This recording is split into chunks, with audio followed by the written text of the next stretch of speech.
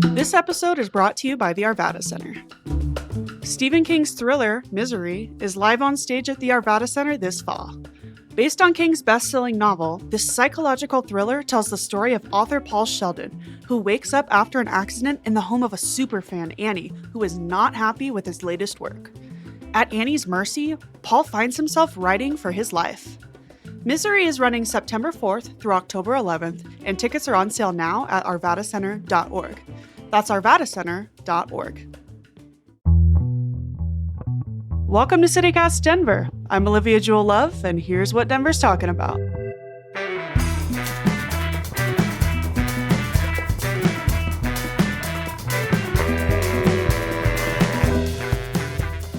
Okay, today we're going to be talking about bears descending upon us, as I've written it in my notes, and what your drink says about you, Denver edition. Before we get started, I just want to give a quick shout out to our weekly newsletter, Keep It Local, that's coming out to your inboxes this afternoon. This week's is all about houseplants and where to get them. If you're a plant girly, you're definitely going to want to read this one. So thank you so much to our sponsors, Denver Economic Development and Opportunity Office and the Denver Metro Chamber of Commerce, for making this possible every week. This is your guide to shopping, eating, doing cool stuff in the city of Denver. So make sure you check that out Thursday afternoon in your inbox. I'm super excited to welcome back my friend Joshua Emerson to the show. Oh, Olivia Jewel Love, how are we doing this morning? I'm so good now that you're here, Josh. Are you a houseplant girly? Yeah, I got me some plants. You can't really see them right now, but I got me some plants in here. I'm a succulent man myself. And I think that there's something to be said that, like, everyone says succulents are easy, but they're not. No, you can overwater them and you can kill them. And that's I tend to underwater everything. So, like, my plants really have to struggle. So, like, I never want to get a, like, overwatering accusation ever, because, like, you come to my apartment and everything's fighting for its life. So it's like, I'm doing my part in this drought by just neglecting everything, including my own water intake. So you're welcome. How many houseplants do you think have fallen underneath your thumb?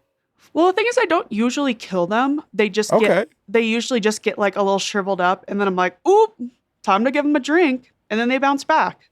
Okay, so you are paying enough attention to them. Yeah. I just like they get to a point where it's like, you're like, ooh, that's not good. And then you water it and it's like, fine.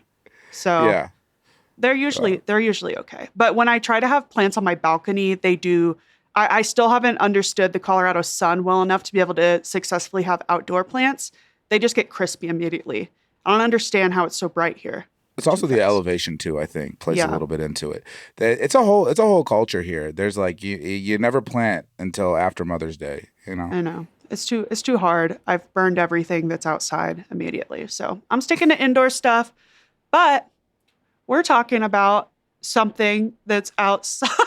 What a transition. What about that segue, right? Oh. Bears. That's right. So you may have heard last week my harrowing bear tale in one of our bloopers. I was camping and had an extremely close bear encounter. Would not recommend, did not like, but turns out I'm not alone, and the bears are actually coming closer. I was in their hood, and now they're coming to mine, and they're in multiple neighborhoods around Denver, like the Marston neighborhood, Harvey Park, and even Arvada. And we're at almost double the amount of bear sightings and reports this year already than we were last year as a whole. Crazy. So, Josh, where are you at with this? I'm anti-bear. And I'll tell you why. I used to live in Durango, Colorado, and I was like, oh, it'd be so cute to raise some chickens. And so I bought these chickens from like when they're like little, when they were still yellow. And I got like 10 of them, and we put them in our bathtub, and we fed them, and they got bigger. And I built a chicken coop. I built them a chicken coop outdoors, and then And then they got big enough to get into the chicken coop, and they're running around, and then like a raccoon got one of them, and then so I built like a fenced in area so that they would be safe at night, and then I'd say like 2 weeks in, this bear comes down, knocks over the entire chicken coop, eats all my chickens. That's right, all 11 of them. Whoa. Peter, Paul, John, uh, uh, Lenin, Karl Ringo? Marx. Yeah, Karl Marx was my favorite too. Oh. And so ate my chickens, and so ever then I've been anti-bear. We moved to another part of Durango, and a bear came up onto my porch, and I got out a broom and chased that bear away like the overgrown raccoon it is. Oh. Yeah, just yelled at it. I was just like, get out of here, bear! And you Which know you what are that bear supposed did? to do. Yeah, yeah, it You are ran off. supposed to do. I've learned. So yeah, I had my bear encounter. It was in our camp, very close to Okay, my partner swinging in a hammock asleep. So we did a lot of yelling and trying to scare it off, but kind of locked in on that cooler that we forgot about. To our defense, it was supposed to be a bear-proof cooler. I've since come to the conclusion that that doesn't exist because they don't care. They will Hulk it open. And like hearing that bear just going like and like eating like going nuts in that cooler. yeah, So I talked to CPW because I wanted to learn more because I've been seeing these stories of the okay, bears, descending upon us and coming into our neighborhoods. I saw like a story of them in Cherry Hills, and like I was like, they're getting down here. And so I've been reading all these stories. I read a great story from Denverite about how the drought is causing the bears yeah. it's basically eating up all their normal stuff bears would eat up in their natural habitat, like berries, plants, nuts, all the good old fashioned bear food up there. Basically, since we had a low snowpack and we're in a drought and there's wildfires, all that jazz, they don't have their normal bear food. So they're in a thing called hyperphagia right now, which is like Mm. bears getting fat and happy before winter hibernation. So they're trying to like Eat protein everything. max and like carbo max and like eat Yeah. all their calories. And so if they can't get their nuts and berries, they got to come get your Twinkie wrapper, and they will. And they're omnivores. They can eat anything. They'll eat trash. They'll eat kids. They'll eat anything. They'll eat your bird feeders. That's a thing I learned. Oh, okay.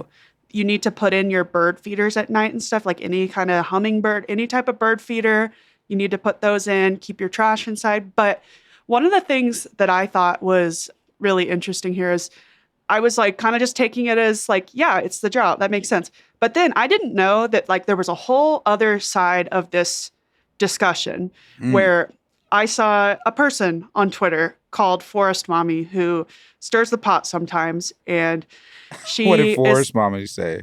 she's a part of some right-wing circles. And she basically was guffawing at the like assertion that bears are coming down due to drought.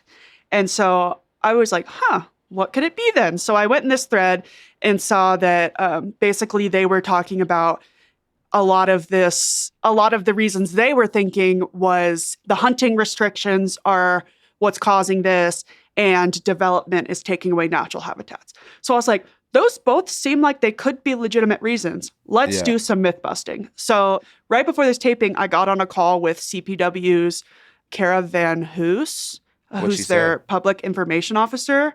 And she helped me kind of like parse it out. Because like, I don't know about you, but I didn't know about like bear hunting and stuff. I mean, like, I don't know. I didn't know bear hunting was a thing, really. I didn't know people wanted to do that. I've heard of bear hunting. I think the bears that are coming down into like Arvada and stuff, they actually would be bad meat because all the trash and stuff like that, it infects the way that meat flavor tastes. Yeah. But yeah, Twinkie what bear. does CPW say?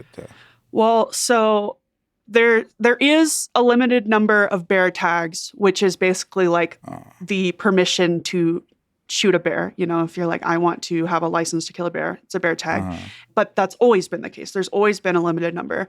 And so last year they had 25,000 bear tags available for the population, which they estimate to be like 17 to 20K. And so you might be like, oh my God, why are they offering more tags than bears? Which I was like, the math ain't mathing here. But But they cleared this up for me. Apparently, there's a very low success rate of actually murking a bear. So it's like 5.7% like successfully bagging a bear here. Okay. So for their population numbers, they only needed like 1,400 bears to like be harvested. So that's why they issued so many permits, and that's how many got harvested. But turns out that number is actually supports the healthy population in Colorado, and it hits our population objectives. So according to CPW, our population numbers of bears are fine, and the hunting we're doing right now does support and continues to like support that number.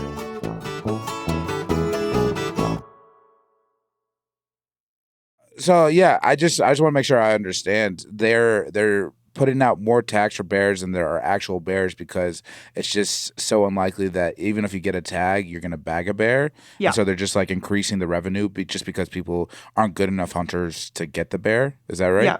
Yeah. Because it's like the population control, they need this many bears, killed each year. And they know that there's only a 5.7% kill rate. And so they're like, okay, if we want to hit that, if we want to, get rid of 1,400 bears, we're going to have to put out this many permits, and like also based on, I assume, like interest from the public in buying permits. So well, then I have a question for you, Olivia. Yeah. Do you want to get a bear tag and you want to go on a bear hunt? Well, so I will say, and I said this in my blooper outtake, which maybe didn't age well, but like when that bear, I was watching that bear from my little tent just go nuts on this cooler right next to my partner, like 2 feet away from Why were you watching his head. from the tent? Like a tent's not going to save you. Well, where was I supposed to go? I was in Go the in woods. the car. Go in the... The bear was between me and the car. And Okay. I didn't know where the keys were. So like, but let's like get that. like a tent is like... Okay. Yes. Okay. But All right. let's be honest. This bear was locked in on this cooler. Okay. But like, yeah, in that moment, I was like, wow, I would have a clear shot right now at this bear. Like I could take him out. You'd be one of the 5%. I could have, but I don't know. I feel like that kind of would have been like a bagged, like that wouldn't have been a fair shot. Like, I mean, what's he going to do? Of course he's going to get lured in by hot dogs and bacon. Like, of course he is. Like, that's not really fair. He doesn't have a fair like shot at it. He needs to be in his natural habitat. Like, that's kind of like one of those bagged hunts people do in like, in like Africa and stuff with. No, if you get a bear, you want to get it like the old fashioned. The real, he needs to have a fair chance, not just like eating out of a cooler. That's a cheap shot. So I don't know. I don't know that I want to shoot a bear. They're really big, and hearing it make those noises, really it grossed me out. What were the noises? Can you do it on mic? Like, and like hearing its claws, it's like, and like sound very bear-like. And then that sounds like my uncle, honestly. And it might have been. I don't know your uncle, so that's right. We'll have to confirm whereabouts of both That's of them true. at the same time. He does like to go after a cooler. Yeah. So basically, we know that this year the euthanasia rate is up for bears because of this high conflict rate of bears coming down and getting in people's business. And usually that number is up during this hyperphagia time, but it's actually just been up all year this year because the bears have been in everybody's business all year because of this drought. So I don't know. I mean, I had a couple tips for people. Also, there's only one type of bear in Colorado, the black bear, even though it can be brown colored. So know that for one. They're great climbers. You know what I mean? So climbing into a tree isn't sometimes the most effective. Do not climb a tree. Yeah. Do not climb a tree and do not run. Right. Don't leave your trash out overnight. Don't leave your bird feeders out. Don't leave your coolers out. Don't approach them or offer food. And you should like try to get big and scream and yell. And like you can throw little rocks at it. Obviously, like don't try to knock it out with a boulder or something, but make sure it has an escape route and never turn your back on it. So yeah, that's what I've heard as well. You make yourself big, but yeah, like loud noises, like they're like unless they have a reason, they're not trying to attack, is my understanding. No, they want food. And I'll say a car alarm is really an effective. Is that how you got out of it? Yes. Nice. Nothing else. We were doing a lot of yelling and screaming and all that. Nothing was working until the car alarm. So we'll say that's 1 point for car camping. That's right. But Yeah, you have the panic button. yeah, Yeah. yeah, it was helpful. So I lived a season in Yellowstone, and what they got okay. up there are grizzlies, and Oh, worse, much oh my worse. gosh. Well, because it's crazy because they're like slow until they're not, until Yeah. they're like fast as horses. Like they can run like 35 miles an hour, and Oh my they're God. big. They're big, and they're one of the ones that like you can't really scare them off Ugh. if they're like locked into you. Like you can't make yourself big because they're just that's sort of how they start. Because they wrestle and fight each other all the time. Just as like a way as they try to prepare for like mating season. So it's like that's how they work out is by like beating each other up. And like one of the ways that they start the fight is by making their cells big. They stand on their hind quarters. Oh, And I've seen so photos of that. yeah, and so yeah, I the Grizzlies feel wild, whereas like black bears and brown bears like they feel they're dangerous. It's still dangerous, but it is more of like a danger that like I still feel like if I had like a walking stick and made noise, I feel okay about leaving that situation. Whereas like sometimes when you come up on a grizzly and it's just like, that could be it, you know. Yeah. I mean, either way, I'll say waking up to a bear being 2 feet from your partner and just being in a tent. I didn't care what kind of bear it was. I just wanted it to leave and I was so scared. So next Did he time, gonna stay in the sleep. hammock? He had to get out because he didn't have his keys or anything. So he had to get out, run, get the keys, and then we set off the alarm. It's So, just tough to get out of a hammock. You know well, what I he mean? has So a hammock with a bug screen on it too. So he was literally like a little rotisserie chicken, just like sitting there in front of the bear, yummy. like looking all delicious like a corn dog. I was Yeah. like, this is terrible. So, but we live to tell the tale. We will be better about the cooler, the bear proof cooler. If you do this on purpose, if you purposely lure bears by leaving stuff out Mm. on purpose, which I don't know why the hell you would, but your first offense can get a $2,000 fine and your third offense can get a $5,000 fine. So Well, don't don't do do that. that. Also, you're nuts if you do that. Why would you do that? Why? But anyway, I think we're going to go to a quick break. And when we come back, beverages.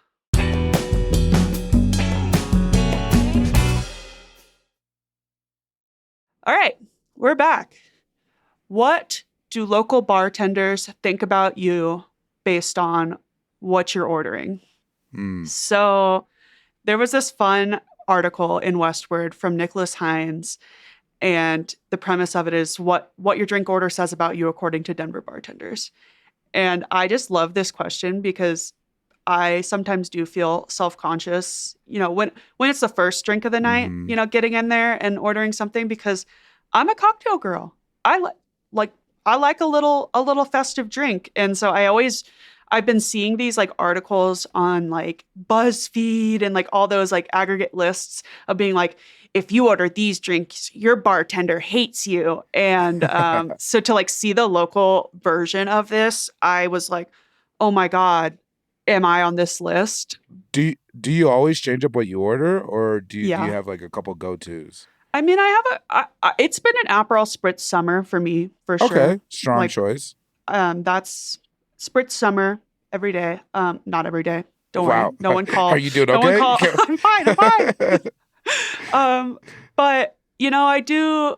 uh, I gotta say, I like a lemon drop martini, Okay. and I've been told that that's a pain in the ass to make. And We've all been in college before. You know what I mean? That like lemon drop I reads did to me not know a like lemon drop martini was a college order. I didn't know that. I was ordering well vodka and cranberry. Were you ordering a lemon drop martini in college? no. I mean, I'm a beer guy, Oh, obviously. I know, so annoying, so boring. I would say like 80% of the time I would get beer. I like a light beer. I mean, I'm a dive bar guy, but like when I do cocktails, like usually a Paloma, just like something a little fruity with the wow. tequila. I It's cannot like have a grapefruit. Every no medication, grapefruit. every medication I take, contraindications with grapefruit. Oh man. SSRI people, you better look it up. You better look that up. Don't make mess Also, so many around. different medications. You cannot have grapefruit. Is that Yes. true? I didn't know that. Yes. Also, I take a statin, heart problems. Yeah. You got to, So you can't Paloma will have, kill you. That's right. you, Yeah. it You, just like will make your medicine not work.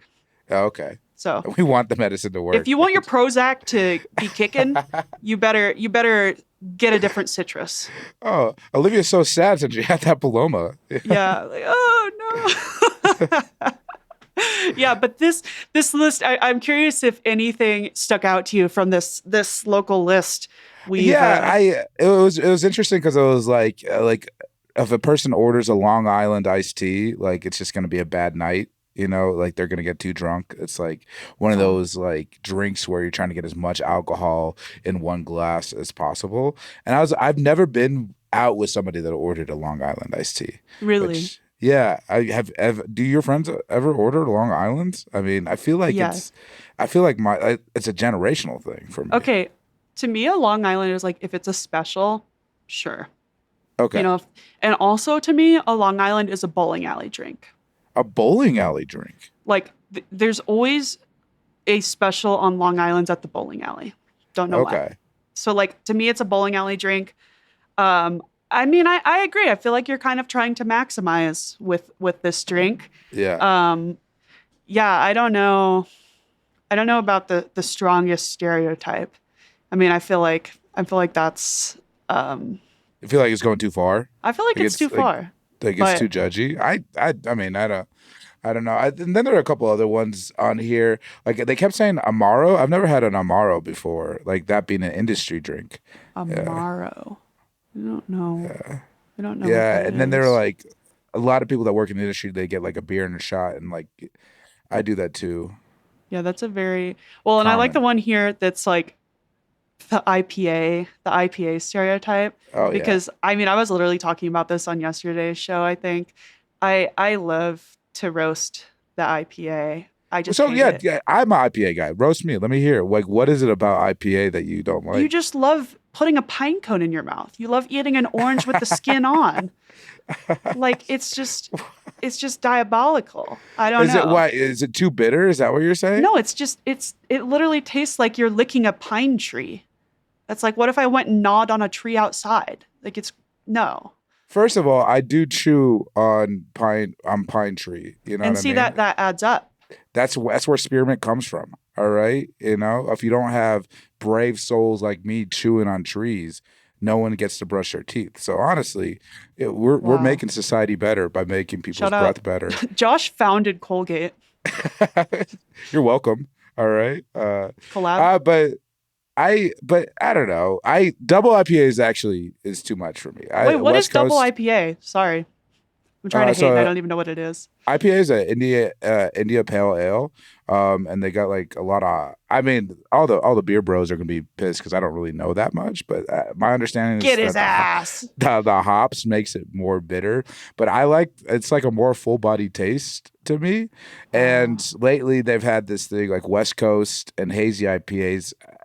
Now you can still get my ass, but I think it's more, especially hazy, is like the introduction of citrus into the IPA, which makes it like a fruity bitter type thing. And so I just like the way it tastes. You know what I mean? I'm not doing it. Some people will like try to do a double IPA as a way to show how masculine they are. Being like I want the worst tasting thing because I'm a big strong man. I'm a big tough guy. You You know, I'm not that guy. yeah, that's really such an interesting thing to do. I'll say like when I moved out here, I was like, oh, I guess I gotta get IPA and I gotta be like the Colorado people. And I Uh tried it and I was like, that's not gonna work for me. Like I can't like I'm not gonna be able to keep up this facade. Like I can't Do you drink do beer? do I drink beer? Yeah, I like, like a Modelo. Modelo's great. You Absolutely, like a know, Tio. That's great. yeah, Yeah, I don't like IPA. I don't like a heavy beer. I like a Modelo or like a light beer. banquet. Like I'm a no, banquet. no, No, I want a Mexican beer. I don't know. That's all I why like. a Mexican beer? This is so I interesting. don't know. I just don't Why? really like beer. And also I never want beer to be my first drink. Like maybe I'll drink Okay. beer later, but like that's never my first choice. What about like at a backyard thing or I like mean, at a summer I like thing? a Blue Moon Blue with an Moon. orange in it. There has to be an orange in it. Yeah, And I created also at Coors like a summer shandy, where they Summer put lemonade in it. Kugels. Um, Yeah, summer shandies are. I don't like the way they taste, but I get why people like them. You know, oh, I thought you said I get why white people like them. I mean, That's- well, yeah, I mean that given. I mean that. I mean that's I think where old fashions come from too. Like they're so Midwestern to me. Really? An old Yeah, fashioned? yeah. Well, they'll put like Sprite in their. They'll put like soda in their old You're fashions. saying they as like me as a Midwesterner. I'm like they. I mean, Kansas City's barely Midwest. I think, Girl, it's the literal center. It's the middest. but it's It's the South. middest. It's Middle. so that's South. When I think of Midwest, I'm thinking like Michigan, Wisconsin, Minnesota. No. No. No. You got it. You got it wrong. But I mean there's this other part in here that says how you order, not what you order. It's like other than the hipsters with tattoos and ear gauges are ordering, is it Fernet? Fernet? Fernet? Fernet. I don't know. I think it's Fernet. It's pretty hard to pin a specific drink to order to a stereotype. More often, you pick up on the stereotype based on the conversation. And people who have really specific orders or who try to modify cocktails usually think they're exhibiting higher knowledge or taste, but it often comes off as either snobbish or silly. Uh-huh. That second part was from Quinn Lucero, a bar lead at MacFam. So if you're making a bunch of mods trying to be cool, maybe not. Maybe Yeah. you're not cool. Yeah, don't do that. Or I I mean, mean, I think this is where like you go into like what are they offering and then just pick something that they're already offering. Because they have everything built, and we have good. I mean, one of the things that I got out of this article is just how many good cocktail bars we have here in Denver right MacFam's now. cocktail menu is bussin'. Oh They got yeah, so much. Yeah, and the cup is it for me. Like whatever glass it's gonna come in, it's 75% of it for me. yeah, yeah, Like yeah. Because you're doing this for photos or for people to see for you. my joy, for me Okay, to live happily. you just like being aesthetic. Yeah, I just like a fun glass. It makes me happy. I mean So that's like fun. MacFam, everything comes in a cute cup, whatever it is, and their drinks are great. Love that. Love that spot. So that was one. How do you order? Like, so say it's like a busy bar, like how's your etiquette in terms of like trying to make sure that you get up to the front to like get your order? Are you like elbowing people out of the way, or like you trying to make eye contact? Do you make somebody else go do it? I usually go. I don't know. I feel like I usually I'm also tall, so like Oh, that's I feel nice. like that helps. And like I often wear big shoes, so then I'm even taller. And like usually when you're a really tall woman, like people kind of like get out of your way. Like people are like, what's going on? So then like the tides like the sea parts and you no, that's a isn't that like I don't know. But so I don't know. I feel like I kind of just walk up there and try to be really friendly. And I'm like, "Hi. Love you." Just that higher octave. No. That No. like, But I do try to be really friendly and nice and say please and thank you and not especially when it's like a packed bar, I'm trying not to make a bunch of modifications and like, I try to order something basic like when it's a packed bar. But if I'm at like a cocktail place, like I went to Death and Co for the first time, like I mhm. think in June, and their cocktail menu is really, really fun. They got a lot of really like weird, festive cocktail drinks. And I'm like, that's definitely a place where you could, if you were someone who wanted to like kind of go off menu or like try something weird, I feel like that would be a place that you could kind of, Be add in silly. some, try some stuff. But I don't know. I feel like if you're at a dive bar and you're like, can I do this on the rocks with a splash of bitters and, a whiff of something? I don't know. Clearly I don't do it, but Yeah, I go to dive bars all the time. At my local one, the Crow, these girls they came in and they were trying to cosplay like people that go to a dive bar, and they were just in their pajamas, which was crazy. And then they tried to order cocktails from the thing, and so the bartender kicked them out, which was they were very trying to cosplay what? people that go to dive bars. Oh, I know, which was bizarre for me. I was like, oh. that's weird to see that reflected. You know what I mean? And it's just like, it wasn't even, it was just like, they were just in the pajamas. I was like, I don't know. For me, like, if you're gonna ask and mod and like sort of have that conversation, I think that's cool. But I think it does come. I think it's a different service where you sort of might have to tip more for that. Yeah. Whereas Yeah. like usually like I'm a dollar per drink type guy, Me too. and with beer that's great. You know what I mean? They're just they're Opening pouring a and can. yeah. Yeah. So what do you think I should order when I go to the dive bar? Dive What's bar? my order? Yeah, what's my order? I don't know. Do you like tequila or you like whiskey? Nothing brown. So I Nothing like brown. tequila. I like tequila. I like light tequila, but no whiskey, none of I think you should order a bourbons. Paloma and just start crying. Hey, no That's grapefruit. That's my all right. one rule. Okay. Maybe tequila sunrise. Okay. Yeah. And you think that I can do that at the dive bar and you're not setting me up? Hey, let's go together. All right, we're going on a bear hunt together, and let's go. Let's Okay. go. Okay. I was Let's like, go. don't set me up to be booed out of the dive bar. Like, I don't want to Yeah. be, I don't know. I would So- never. Yeah, sure. All right. Well, if you've got thoughts on the Denver drink stereotypes, on your favorite spot to grab a drink, your favorite dive bar to order something, maybe a tequila sunrise, maybe a Paloma, maybe just a beer and a shot, you can call in on the Denver is So Thirsty hotline at 720-500-5418. That's all from us today. Josh, thanks so much for joining me. Hey, Olivia, anytime. All right, let's do it again in another 4 weeks. Perfect. That's all for today here on CityCast Denver. If you enjoyed the show, why not take a minute to tell the neighbor who leaves their trash out about us? Rate the show wherever you get your podcasts, follow us on Instagram and TikTok at CityCast Denver, and subscribe to our morning newsletter at denver.citycast.fm. You can support this show and get great perks by becoming a CityCast Denver neighbor at membership.citycast.fm. We'll be back tomorrow morning with more news from around the city. See ya!